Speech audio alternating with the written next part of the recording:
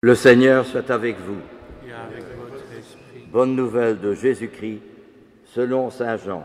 Gloire à toi, Seigneur. C'était après la mort de Jésus.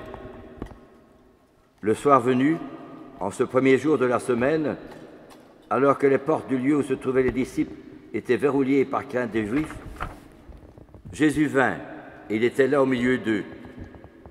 Il leur dit « La paix soit avec vous ». Après cette parole, il leur montra ses mains et son côté.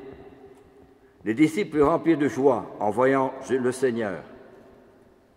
Jésus leur dit de nouveau, la paix soit avec vous. De même que le Père m'a envoyé, moi aussi je vous envoie. Ayant ainsi parlé, il souffla sur eux et leur dit, recevez l'Esprit Saint, à qui vous remettrez ses péchés, ils seront remis. À qui vous maintiendrez ses péchés, ils seront maintenus. Or, l'un des 12, Thomas, c'est-à-dire appelé Didyme, c'est-à-dire jumeaux, n'était pas avec eux quand Jésus était venu. Les autres disciples lui disaient, « Nous avons vu le Seigneur. » Mais il leur déclara, « Si je ne vois pas dans ses mains la marque des clous, si je ne mets pas mon doigt dans la marque des clous, si je ne mets pas la main dans son côté, non, je ne croirai pas. » 8 jours plus tard, les disciples se trouvaient de nouveau dans la maison et Thomas était avec eux. Jésus vient alors que les portes étaient verrouillées. Il était là au milieu d'eux. Il dit « La paix soit avec vous ». Puis il dit à Thomas « Avance ton doigt ici et vois mes mains. Avance ta main et mets-la dans mon côté. Cesse d'être incrédule, sois croyant. » Alors Thomas lui dit, « Mon Seigneur et mon Dieu. » Jésus lui dit, « Parce que tu m'as vu, tu crois. Heureux ceux qui croient sans avoir vu. » Il y a encore beaucoup d'autres signes que Jésus a faits en présence des disciples et qui ne sont pas écrits dans ce livre. Mais ceux-là ont été écrits pour que vous croyiez que Jésus le Christ, le Fils du Dieu, et pour qu'en croyant, vous ayez la vie en son nom. Acclamons la parole de Dieu. Louange à toi, Seigneur Jésus. Nous sommes tous un peu comme Thomas.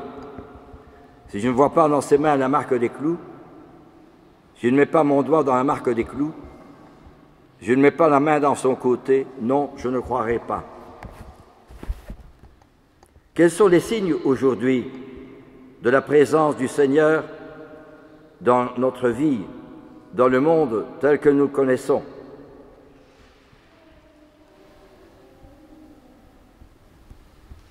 Il y a eu des témoins au cours de l'histoire de l'Église qui ont témoigné justement de la présence et de l'action du Christ dans leur vie. Je prends au début de l'Église Polycarpe, un évêque qui a connu saint Jean et que l'on poursuivait parce qu'il était chrétien. Et quand il est arrêté, le juge lui a dit « Tu continues à croire en Jésus plus que jamais, dit-il. » Il avait 93 ou 94 ans. « Mais tu risques le bûcher. » Mais j'y attends. Et le Polycarpe est monté sur le bûcher. Il a dit « Pas besoin de me lier les mains, je resterai. »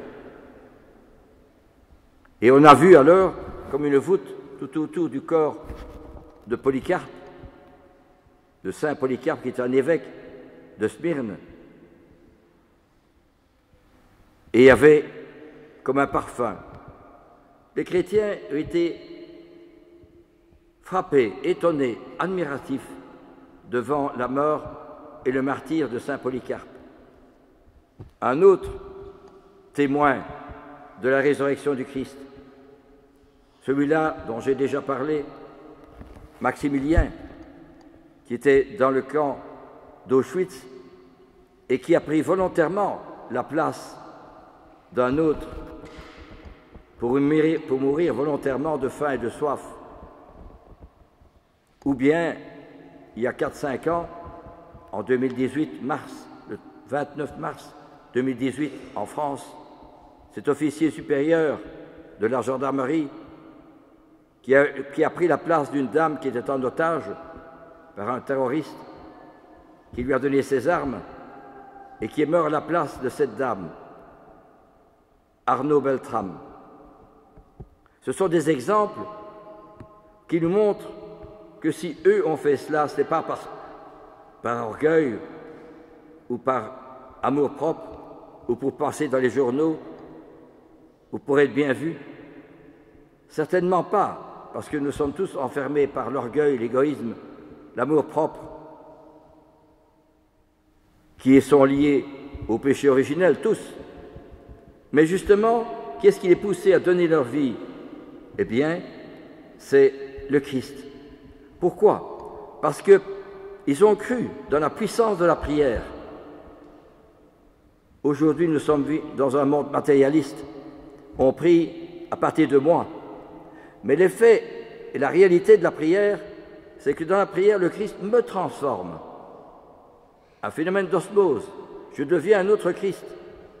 C'est-à-dire puissance du Christ ressuscité agit dans mon cœur. Ce n'est plus mon amour à moi qui me pousse, mais son amour à lui. Et qu'est-ce que cela veut dire dans la vie concrète et la vie quotidienne? Ça veut dire que si je suis marié, j'aime mon époux, mon épouse, non plus avec mon amour à moi, mais avec son amour à lui. J'aime mes enfants non plus avec mon amour à moi, avec son amour à lui. Et je rencontre les autres au travail ou dans mes relations familiales ou dans mes relations de voisinage ou professionnelles.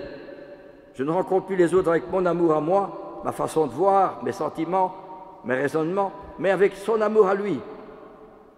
C'est-à-dire que c'est un amour désintéressé. L'amour vrai se nourrit de sacrifice.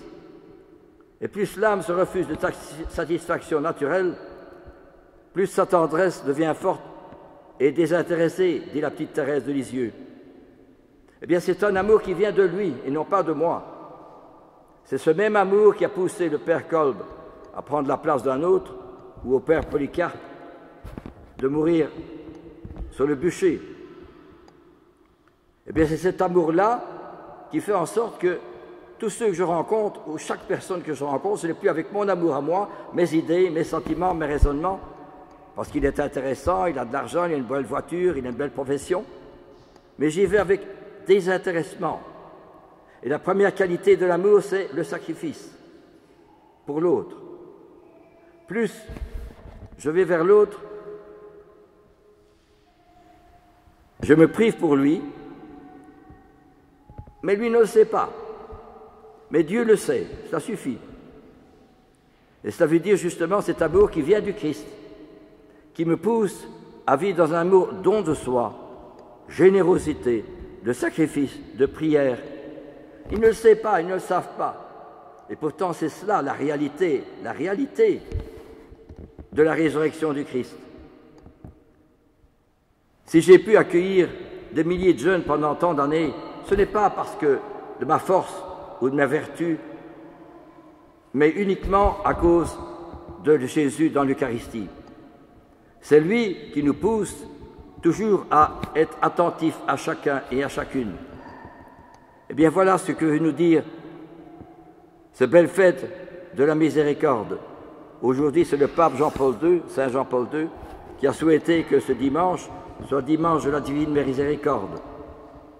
Et miséricorde vient du mot latin miseris cordare, c'est-à-dire mettre l'amour là où il n'y a pas. C'est un amour qui suscite la vie, qui suscite la vérité, qui suscite le bien, qui suscite le don de soi et la générosité. Ce qui fait que tout disciple va de préférence vers ceux qui sont isolés, ceux qui sont loin, ceux qui souffrent, pour faire jaillir au plus profond d'eux-mêmes ce qu'il y a de beau et de grand en eux. C'est cela véritablement la miséricorde de notre Seigneur. Et vous connaissez la prière de saint François d'Assise. Seigneur, faites de moi un instrument, là où il y a la haine, que je mette l'amour, là où il y a la tristesse, que je mette la joie, là où il y a le désespoir, que je mette l'espérance, là où il y a les ténèbres, que je mette la lumière. Eh bien, justement, c'est cela, la foi et la prière. c'est rencontrer véritablement l'esprit d'un Père Kolb ou de Arnaud Beltrame qui prend la place de cette dame pour mourir. Il avait 44 ans, mourir volontairement. Eh bien, c'est formidable quand vous lisez sa vie, cet itinéraire spirituel, il était de plus en plus entamé, émerveillé, pénétré de cet amour du Christ, qui le rendait de plus en plus généreux, attentif.